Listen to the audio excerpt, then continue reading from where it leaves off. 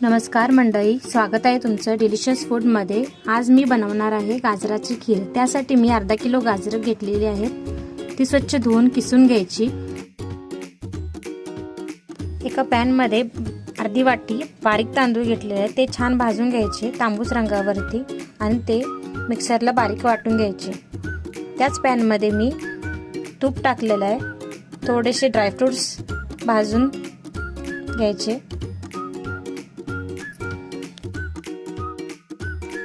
बाजूला काढून घ्यायचे। आता त्याच पॅन मध्ये किसलेला गाजर घालून छान परतून घ्यायचा। बघा किती छान तांबूस कलर आलेला आहे। आता एक कढई घ्यायची, त्याच्यामध्ये दूध गरम केलेलं आहे ते मी घेतलंय।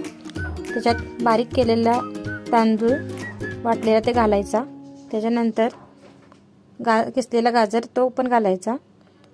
त्याच्यानंतर थोड्या वेळाने साखर घालायची, ते शिजून घ्यायचं। थोडेसे ड्रायफ्रुट्स घालायचे।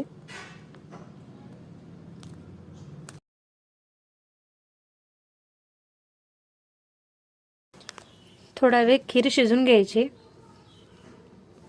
बघा तयार आहे गाजराची खीर। ही आपण थोडी फ्रीज मध्ये ठेवायची, त्याच्यानंतर गार झाली की ती सर्व करायची। Thank you.